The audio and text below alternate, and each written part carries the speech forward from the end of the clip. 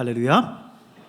오늘도 주일 2부 예배 나오신 여러분 모두를 주의 이름으로 축복하고 환영합니다. 여러분의 영혼이 잘된 것처럼 범사가 잘되고 강건한 은혜가 있기를 바랍니다. 저도 지난 한 주간 하나님께서 또 건강을 또 회복시켜 주셔서 오늘 또 하나님 앞에 예배 드릴 수 있고 또 지난주보다 목 상태가 그래도 많이 나아졌죠? 안 나아졌습니까? 많이 나아졌어요. 그래서 여러분 기도해 주신 덕이라고 제가 생각하고요.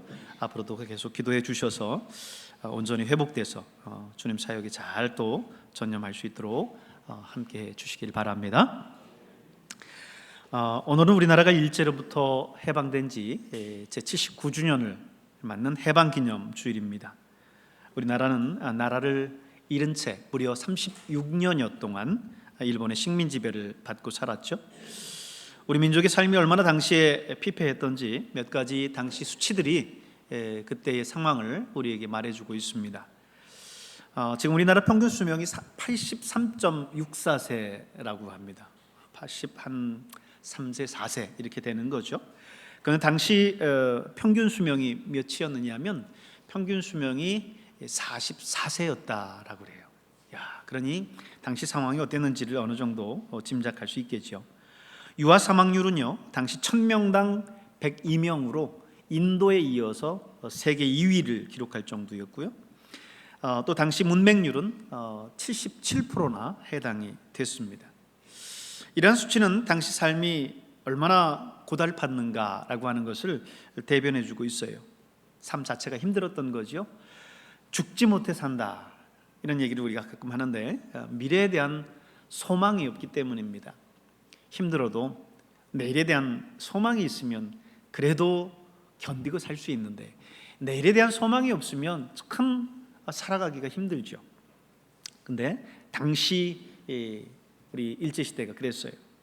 분명히 조선 사람인데 조선 사람으로 살 수가 없습니다. 이름도 성도 일본식으로 다 고쳐서 분명히 조선 이름이 있는데도 불구하고 그 이름을 부르지 못하고 일본식 이름을 부르게 해요. 그걸 뭐라고 그래요? 창씨개명했다 그렇죠? 창씨개명. 또 분명히 이렇게 좋은 우리 말이 있고 우리 글, 한글 훈민정음이 있는데도 불구하고 그것을 사용하지 못한 채 일본 말과 일본 글만을 쓰게 했습니다. 뿐만 아니라 매일처럼 신사참배를 하게 했고 학교에서는 아침 조회 때마다 일본 천황에 대해서 맹세를 하게 했습니다. 우리 민족의 민족성을 말살시키려고 하는 그런 정책의 일환이었죠. 여러분이 당시에 태어났다, 사셨다 이렇게 한번 생각해 보세요. 물론 생각하고 싶지도 않을 겁니다. 생지옥과 같을 거예요. 대부분 우리는 이 시대를 살지 않았던 분들입니다. 그 시대를 지내온 분도 간혹 몇 분이 계십니다만은 대부분은 그 시대를 살지 않았죠. 그런데 생각만 해도 생각하고 싶지 않은 그런 시대입니다. 그러니 얼마나 힘들었겠어요. 그러니 얼마나 그 해방의 날을 기다렸겠습니까? 어떻게 하면 이 일제의 압제에서 벗어날 수 있을까?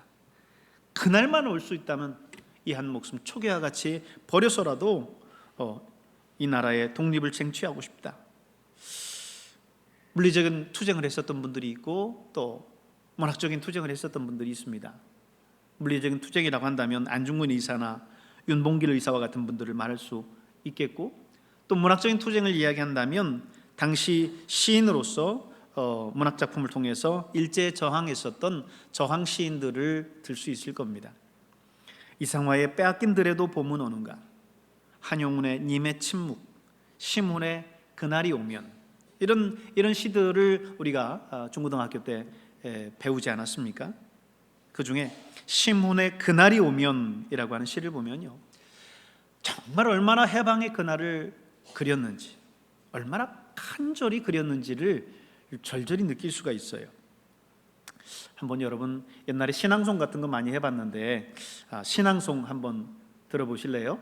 제가 하지 않고 영상을 하나 준비했습니다. 한번 보시죠.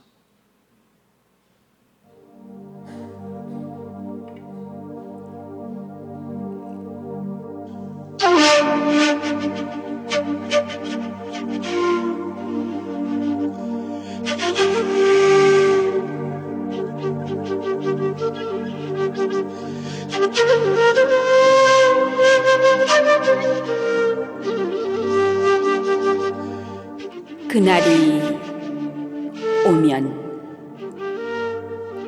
시문.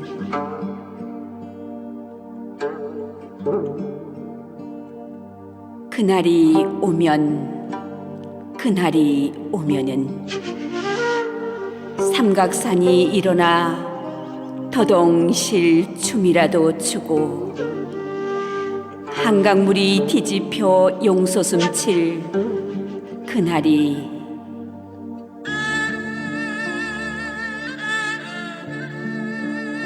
이 목숨이 끊기기 전에 와주기만 할 양이면 나는 밤하늘에 나는 까마귀와 같이 종로의 인경을 머리로 들이받아 울리오리다.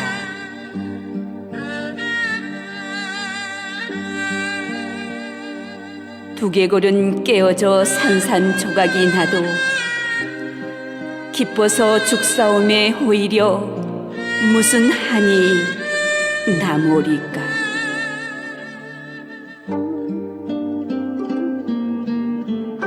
그날이 와서, 오 그날이 와서 육조 앞 넓은 길을 울며 뛰며 뒹굴어도 그래도 넘치는 기쁨에 가슴이 미어질 듯 하거든.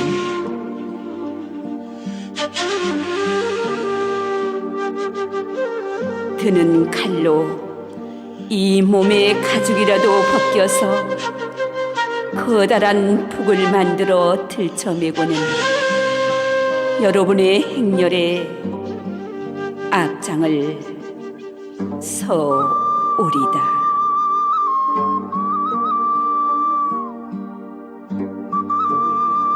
우렁찬 그 소리를 한 번이라도 듣기만 하면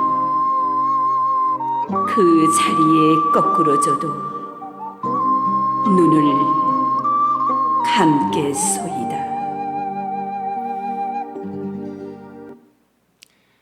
오랜만에 신앙송 들어보시죠?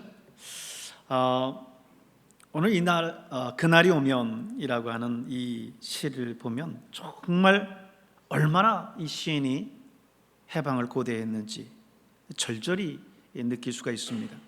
종로의 인경, 보신각종을 이야기라는 건데 그 보신각종을 머리로 들이받아서라도 울리겠다. 그래서 두개골이 산산이 깨져서 조각이 나더라도 해방의 기쁨 속에서 죽는다고 한다면 그렇다면 무슨 한이 남겠느냐. 내 몸에 가죽을 벗겨서라도 북을 만들고 그것을 두둥두둥 울리면서 그 기쁨의 행렬에 앞장서겠다.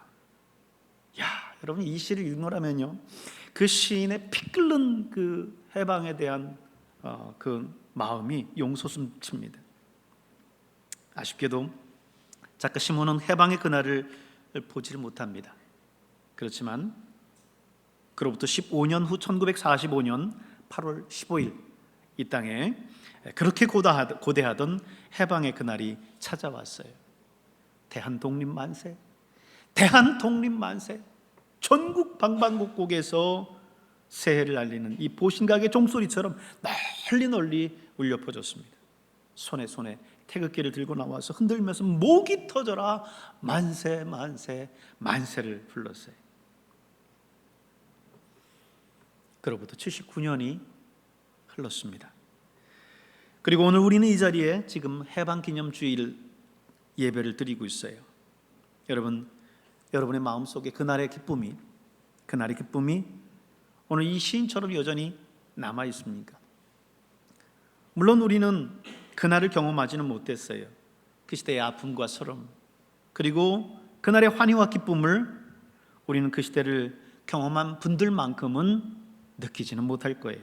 하지만 분명한 것은 우리는 그날의 역사를 잊어서는 안 된다는 것입니다. 서양 속담에 History repeat itself라는 말이 있어요. 역사는요 반복된다는 뜻이에요. 역사는 반복된다는 것이에요. 되풀이된다는 뜻이에요. 그렇습니다. 과거의 역사를 우리가 잘 기억하고 거기에서 교훈을 삼아야 오늘을 살 수 있고요, 오늘을 바르게 살 수 있고요, 그리고 내일의 미래를 만들어 갈 수 있는 거예요. 그렇기 때문에 오늘 우리는 이 역사의 그 사실들을 또렷하게 기억하고 봐야 되는 거예요. 그래서 많은 나라들이요, 역사의 이런 비극들을 되풀이하지 않으려고 그 나라의 역사를 기억하기 위해서 기념관도 세우고 기념비도 세우고 박물관 같은 것들을 세워놔서 그 나라의 역사들을 계속해서 후손들이 되새기게 하지 않습니까? 그동안 우리나라는 세계에서 정말 유례를 찾아볼 수 없을 만큼 발전했습니다. 과거와는 정말 비교할 수 없어요. 피죽으로 연명하던 나라가, 보릿고개로 죽어가던 민족이 이제는 개발도상국을 넘어서 선진국 대열에 당당하게 들어섰습니다. 트럼프가 늘 주장하는 게 뭡니까? 미군이 주둔하면서 이 나라를 지켜주는데 정말 못 사는 나라라면 모르겠는데 한국은 지금 잘 사는 나라다, 부자다. 그러니까 우리가 지켜주는 거에 대해서 국방비를 내야 된다, 분담해야 된다라고 이야기를 하는 거지요. 다른 걸 떠나서 정말 전 세계가 한국을 볼 때에 한국은 부자 나라다, 한국은 잘 사는 나라다라고 인정하고 있다라고 하는 겁니다. 인터넷 강국이고 반도체 강국이고 그리고 이제는 방산 강국으로 대열에 합류하고 있어요. 세월이 정말 많이 흘렀죠. 이제 대한민국도 달라지고 변했습니다. 그러나 지난 그 과거의 역사를 우린 기억 속에 두고 와서는 안 됩니다. 오늘 우리는 분명하게 그 과거의 역사들을 늘 기억해야 됩니다. 우리가 잘 알듯이 2차 세계대전에 가장 큰 피해를 입은 민족을 꼽으라고 하면 유대인들일 거예요. 2차 세계대전 당시 독일 나치의 유대인 학살로 인해서 수많은 유대인들이요, 생체 실험의 대상이 되고 인간 사냥감이 되고 그리고 가스실에서 죽어갔어요. 이스라엘에 가면 야드 바셴 홀로코스트 기념관이 있는데요, 거기에 보면 야드 바셴이라고 하는 이 말의 뜻이 뭐냐면, 야드가 기억, 셈이 이름이라는 뜻인데, 다시 말해서 이름을 기억하라라는 뜻이죠. 무슨 이름을 기억하라는 얘기냐? 당시 2차 세계전 당시 학살당했었던 600만 명의 그 유대인들의 이름을 잊지 말라는 거예요. 그들을 기억하라는 것입니다. 그리고 여러분, 저 사진을 보면요, 저 조그맣게 있는 까만하게 타일처럼 붙어 있는 게 뭐냐면, 당시 600만 명 그 유대인들을 그 이름과 얼굴들을 찾아서 저기다 저렇게 놓는 겁니다. 당시 학살 당했었던 그 유대인들의 이름과 사진이죠. 그리고 기념관 출입구에 가면 인상 깊은 구절이 또 있습니다. 어떤 구절이 있냐면 Forgive, but remember. 용서해라, 그러나 잊지는 말아라. 그들의 잘못과 그들의 과오를 늘 용서하지 않고 가지고 있을 수는 없고, 그들을 용서는 하지만 그때 그 사실을 결코 잊지 말라라고 하는 거예요. 여러분, 오늘 우리도 이 유대인들과 같이 정말 그 역사적인 그 사실 앞에서 우리가 분명한 기억을 가지고 또렷하게 그 과거의 사실들을 여러분 기억하고 잊지 말아야 될 줄로 믿습니다. 오늘 우리가 읽은 본문 시편 85편은요, 유대민족들이 바벨론 포로에서 돌아오게 된 그 기쁨을 찬양하는 노래예요. 이스라엘 백성들은 우리나라와 우리 민족과 비교하면 참 여러 면에서 비슷한 부분이 많습니다. 수많은 외세의 침략을 받았고요, 또 우리가 일제로부터 36년 동안 이렇게 식민 지배를 받았던 것처럼 유다 역시 BC 586년 바벨론에 멸망하고 바벨론 포로로 끌려가서 70년 동안 그곳에서 포로 생활을 합니다. 우리가 36년 일본 식민 지배 그 기간들이 참 길다고 얘기하지만 그들은 무려 70년 동안을 이방 땅에 끌려가서 그렇게 살았어요. 그렇다고 한다면 그들은 왜 바벨론에 멸망했을까? 물론 바벨론은 당대의 패권 국가였습니다. 제국이었어요. 그렇기 때문에 그들의 정복 전쟁에 의해서 멸망했다라고 이렇게 이야기할 수도 있겠지만 역사를 보면요, 그렇지 않습니다.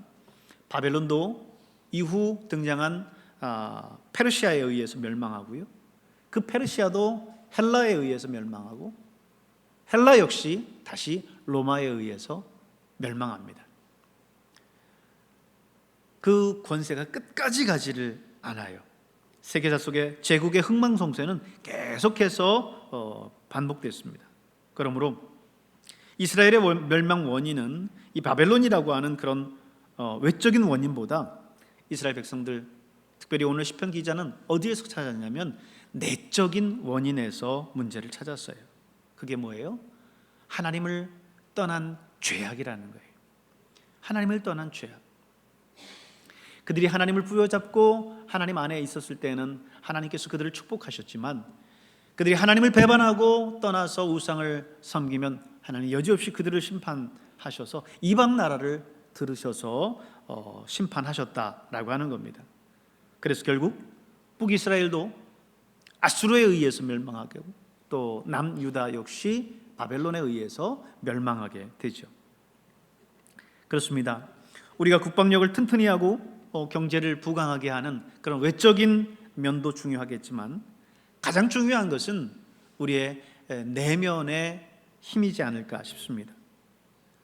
우리나라의 현 상황들을 보면 지금 그 어느 때보다도 사실은 잘 살고 있어요. 부유하게 살고 있습니다. 우리나라가 언제 이만큼의 부유를 누리면서 살았었습니까? 하지만 가만히 돌아보면 이 사회는요, 불신으로 가득해요.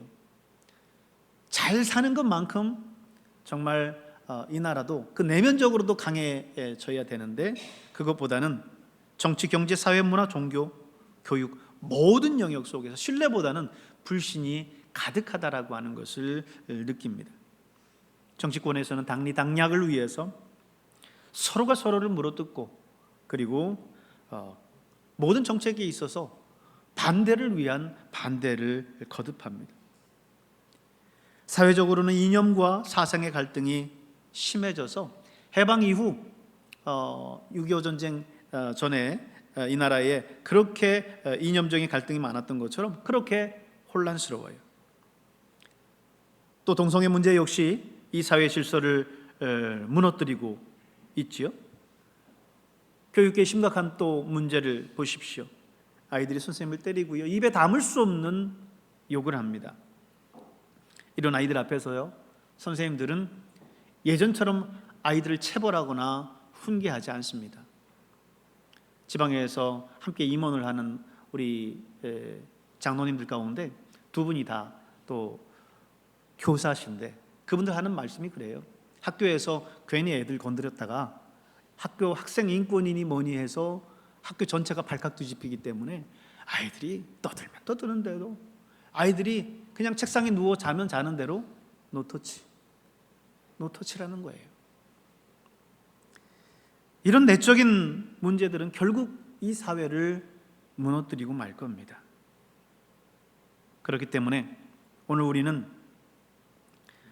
이 나라, 이 민족의 이런 내적인 문제들을 명확하게 볼 수 있어야 돼요. 문제가 무엇이고 어떻게 하면 다시 회복할 수 있는 것인지를 봐야 됩니다. 내면 안에 어떤 것이 곪고 있고 썩어가고 있는지를 봐야 돼요. 외부에 팔이 다치면 소독하고 꿰매고 하면 돼요. 그런데 몸 안에 내면에 상처가 나고 다치면 어디가 다쳤는지 알 수 없어요. 그렇기 때문에 대장 안에 용종이 자라고 있는지 그것이 암으로 발전하고 있는지 알지를 못합니다. 보이지 않으니까. 그렇기 때문에 우리는 어떻게 해요? 매년 건강검진을 통해서 내시경을 통해서 검사하고 진단을 하는 거죠. 혹시 내 몸 안에 잘못된 것은 없는지, 악성 종양은 잘하고 있지 않는지 늘 살펴봐야 돼요. 그래서 그것이 크기 전에, 그것이 큰 병으로 번지기 전에 거기에 맞는 치료를 하고 건강을 유지해야만 됩니다. 나라 역시 마찬가지예요. 겉으로 보이는 거는 그래도 어느 정도 해결 방안이 있는데 우리가 정말 영적인 예민함을 가지고 바라보지 않으면 정말 숨어서 곪고 썩고 있는 것을 우리는 발견하지 못할 수 있어요.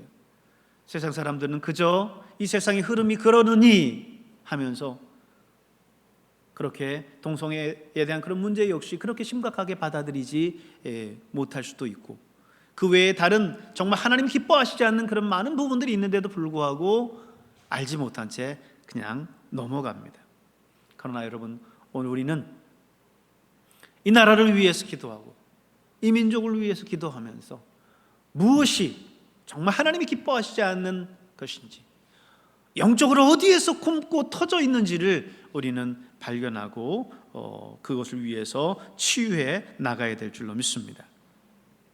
이스라엘 멸망도, 유다의 멸망도 외부적인 그런 요인이 아니라 내부적인 요인 때문이었어요.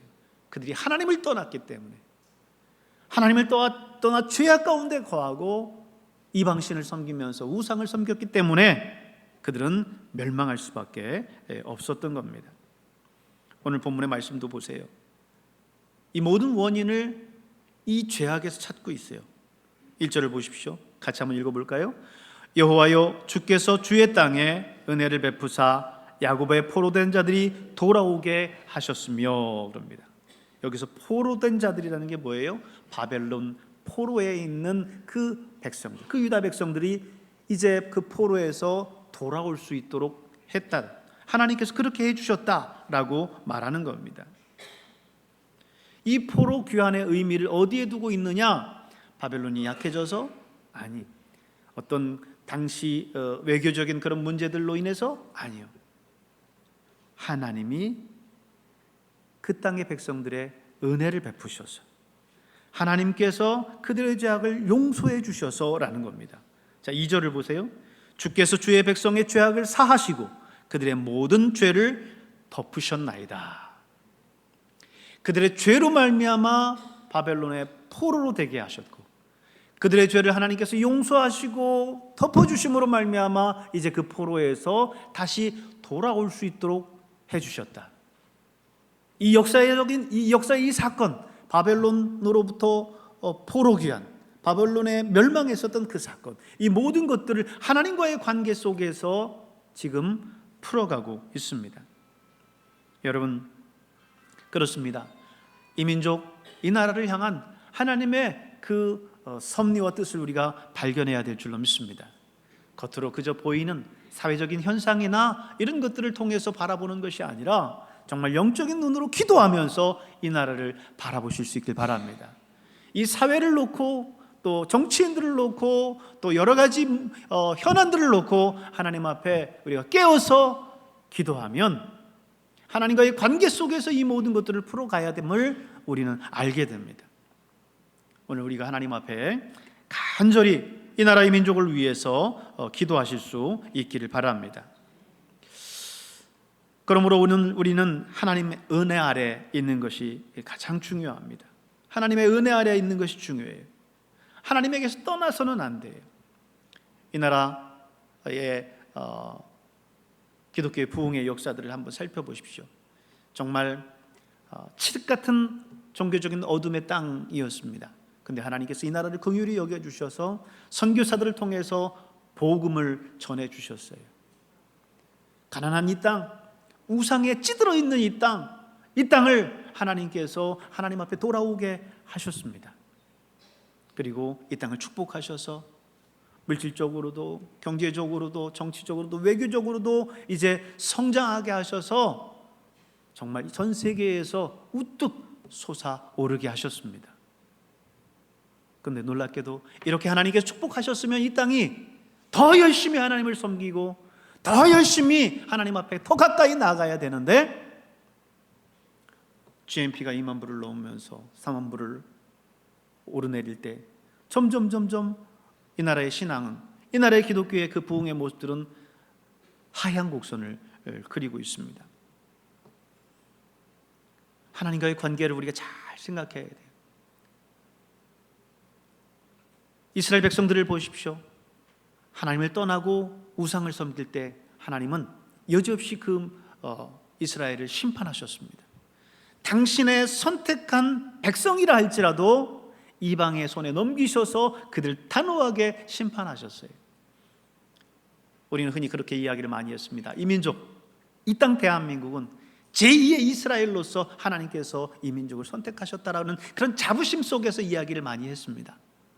그러나 오늘도 과연 그럴 수 있을까요? 오늘 이 시대를 바라보시고 저와 여러분의 삶의 모습들을 바라보십시오. 과거 우리의 신앙의 선배들만큼 그렇게 간절하게 하나님을 찾고 있습니까? 더 열심히 나와서 기도하고 있고 예배하고 있고 하나님을 바라보고 있습니까? 하나님 축복해 주시고 편안하게 해 주시고 부유하게 해 주시니까 우리가 하나님을 향했었던 우리의 눈이 이제는 세상을 향했어요. 하나님을 떠납니다. 또 다른 우상을 만들어냅니다. 이전에 이스라엘 백성들이 목상을 만들어 놓고 바알과 아세라를 섬기듯 그렇게 섬겼다고 한다면 오늘 우리는 보이지 않는 우상을 세워놓고 그것을 섬기고 있어요. 물질을 통해서 하나님께서 이 나라와 이 민족과 열방을 섬기라고 이 땅을 부흥케 하셨는데 이제 물질을 우상으로 삼습니다. 자녀를 우상으로 삼습니다. 권세와 명예를 우상으로 삼습니다. 여러분, 오늘 우리의 신앙이 하나님을 떠나 있지는 않습니까? 오늘 하나님 앞에 다시 한번 돌아올 수 있길 바랍니다. 과거 어리석었었던 우리의 모습으로 돌아가지 마시길 바랍니다. 그래서 하나님은 오늘 시편 기자를 통해서 우리에게 그렇게 말씀해 주고 계세요. 8절 후반절에 있는 말씀을 보십시오. 그들은 다시 어리석은 대로 돌아가지 말지로라. 다시 어리석은 대로 돌아가지 말지로라. 하나님을 떠났었던 그 죄악의 모습, 그래서 바벨론에게 처참하게 패배하고 포로로까지 끌려가서 70년 동안이나 거기에서 포로 생활을 했는데 다시 그 죄악, 다시 그 어리석은 그 모습으로 돌아가지 말지로다. 여러분, 정말 하나님을 알지 못했었던 그 시대 이 땅 조선의 모습으로 우리가 돌아가서야 되겠습니까? 그러므로 여러분, 다시 그 어리석은 대로 돌아가지 마시길 바랍니다. 예수 믿기 이전에 세상이 좋아서 살았었던 나의 그 옛 모습, 신앙이 점점점 퇴보하고 오래되면서 매너리즘에 빠지고 다시 하나님이 좋았었던 그 신앙의 모습이 이제 타락해서 세상을 더 찾고 세상을 향해서 여러분 달려가고 있습니까? 다시 그 어리석은 대로 돌아가지 마시길 바랍니다. 오늘 하나님께서는 우리에게 간절히 말씀하고 계세요. 그것은 멸망의 땅이고 그것은 멸망의 자리니까 결코 그 자리로 돌아가지 말라. 온전히 하나님만을 섬기라고 우리에게 말씀하고 있어요. 사랑하는 여러분, 오늘 저와 여러분의 삶 속에서 하나님만을 향해서 나아가시고 과거 하나님을 섬기지 못하고 죄악 가운데 방황했었던 그 어리석은 대로 돌아가지 않는 저와 여러분 될 수 있기를 주님의 이름으로 축복합니다.